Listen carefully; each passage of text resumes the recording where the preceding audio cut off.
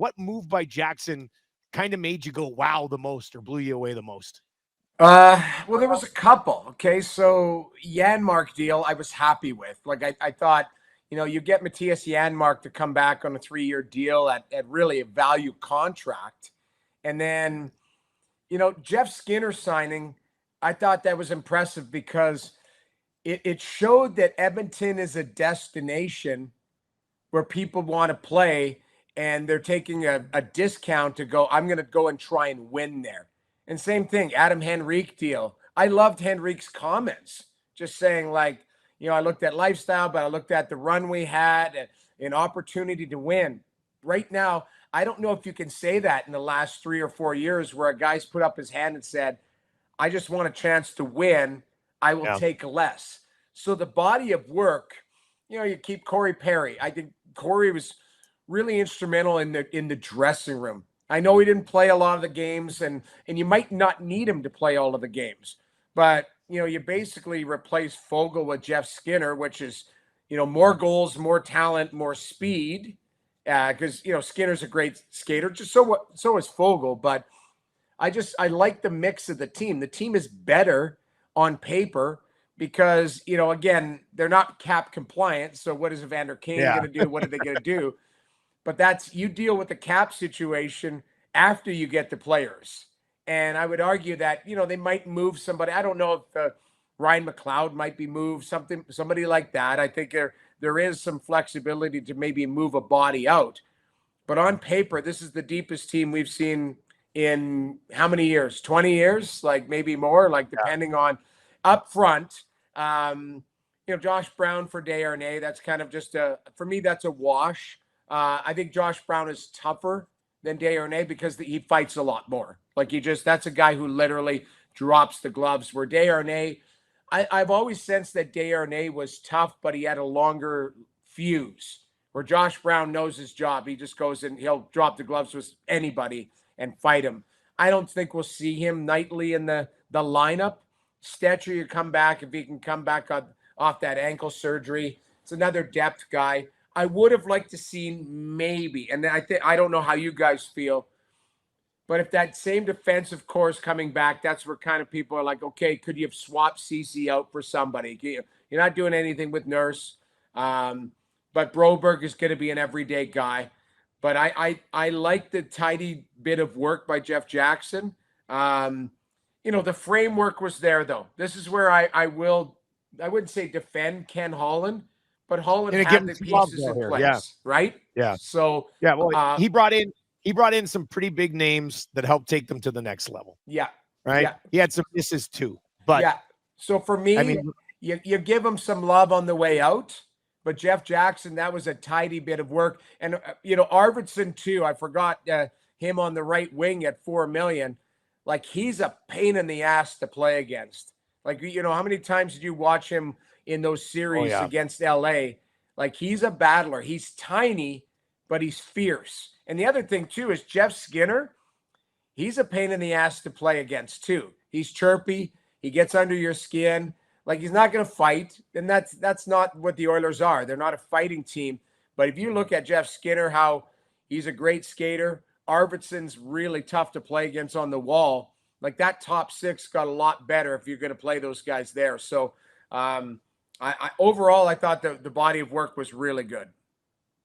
Yeah, Noodles, and I think Dusty was talking yesterday too regarding the blue line, that perhaps that's more of a trade deadline area to work on. I just said they don't need to add a forward, I would think, at the deadline. So any assets you have, you could pump into maybe upgrading somebody on the back end. But yeah, I know JJ talked about, or Jeff Jackson talked about, just adding depth here in free agency and kind of the below in the Stetchers and everything else. But Noodles, I also wanted, and I talked with Gage yesterday, and you guys being goaltenders, just your comments on the goaltending situation as it stands now. And I think, getting out of that Campbell situation, yes, the buyout, no takers on the deal, but Campbell's gone back home. Good story for him in the end as well, I think, going back Detroit on a 1 year. But I mean, it's clear now. Skinner's the guy. They brought in Dahlia. I mean, that can kind of go down on the farm and ramp things up from there. But you've kind of got a good, to me, a kind of a ranking system of who your goalies are, who's doing. It's not 1A, 1B. Oh, can this guy do it? Well, this guy might have to do it. If not, So I just want to get your thoughts on kind of the clearing up of that area specifically. I know we focus on the forwards and what was added and not so much on the blue line, but your thoughts on just the goaltending and how it's been kind of simplified and more crystallized now. Well, it is. I mean, your one is Skinner. He proved it. You know, if you go back and look at how many games he played 80 games this year, you know, with playoffs and regular season. That's a lot of games, and he showed the durability. Now, knock on wood, you know, you hope that he's durable heading into next season. Maybe it's a situation where you can play him 55 next year and Pickard picks up a couple extra starts. Yep. And where that was the Campbell situation at the start of the year last year. Now you float in Pickard and you hope that he can, you know, give the same quality of play as he did last year. You're right, Delia. Rodrigo is coming, but you give him a little bit of runway to continue to develop. So the goaltending decision, like even, you know, where the position's at, it's cut and dry.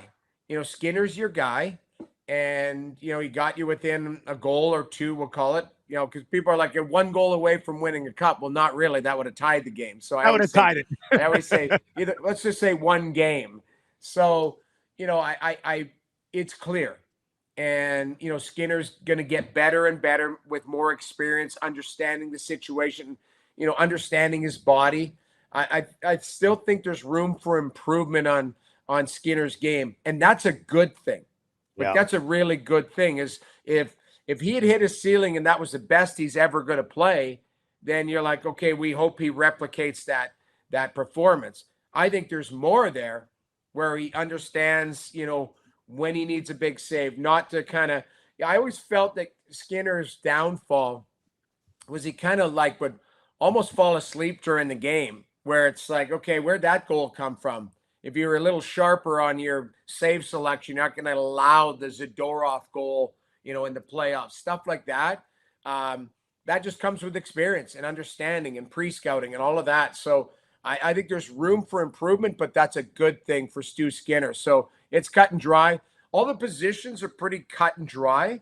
And up for, you know, on the forward end, there's lots of depth to play with. And, you know, that third line can stay intact. You can move guys in and out. Fourth line, you know, a lot of it, I think, stems on the health of Evander Kane, too. He might be the Kucherov next year. Just show up, you know, either playoffs People or are show up saying after that, the trade deadline. So we'll see. But there's lots of flexibility there. And I like how every position is set up for success. Okay, we have to talk about that then, because, you know, they're already $2.5 million over the cap, and they still have to get Broberg and Holloway done. So there have to be some way to free up some cap space. People have talked about, could they just put Evander Kane on LTIR all season and then bring him back for the playoffs? I think a healthy Evander Kane does help put them over the top. I'm not necessarily sure where he slots in to the lineup right now. And I think the same thing about where does a guy slot in is Ryan McLeod conversation. You brought it up. You know, they liked Henrique, Brown, and Janmark so much in the playoffs that they brought them back. So if that settles in as your third line, then are you just paying Ryan McLeod $3 million to be a fourth line center? Like, I don't even know if he's really fit to be a fourth line center. So is that the path to being an odd man out, or do you think they can move Kane and keep everybody else? I mean, you got to look at your options. You know, Kane's older. You know, Kane has some miles on him. Obviously, you know, his reputation, although he's been very good in Edmonton, his reputation had kind of preceded him. But I'll say this, you're right. Like, he on that team, he's a unicorn because he can do it all. You know, it's for me on this show, I'm sure it's been talked about several times. Ryan McLeod is an enigma for me. I've always wanted more from him. I was disappointed in him in certain games in the playoffs where you're playing for keeps and he looked like he was still playing on a Tuesday night in November. And, you know, can that with experience, can he get better? I just talked about Stuart Skinner getting better. Can Ryan McLeod, I don't know. Part of it, the decision will come back to, does the organization believe that Ryan McLeod, the light will go on and go, I need to block that shot at a critical time. I need to take a hit to make a play. Because I don't know how many times in the playoffs I would look and it's going up his wall. He doesn't want to get hit. And, you know, it's kind of like soft play kept in and it ends up in the back of the net. soft play to not get in the lane and ends up in the back of the net. There was a few times where you're like, that's just a clear cut, like desire 50-50 battle play, and he didn't make it, and something bad happened.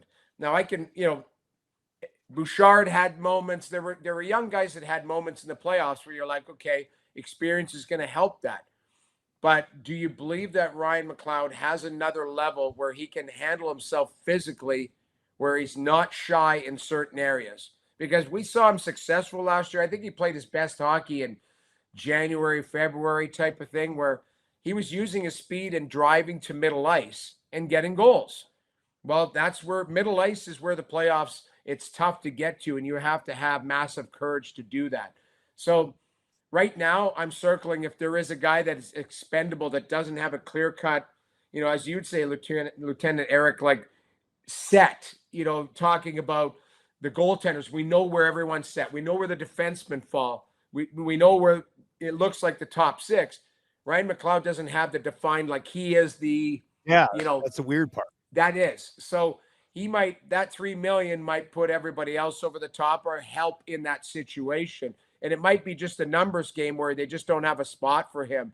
But if you're asking me, it's a tough decision because, maybe McLeod, the light does go on and becomes a 30-goal man, and he understands that in certain areas he's got to, it's not about scoring, it's about defending. So that's the decision that kind of has to be made internally on a guy like McLeod as opposed to a guy like Kane, which you have. You know what you're going to get out of him.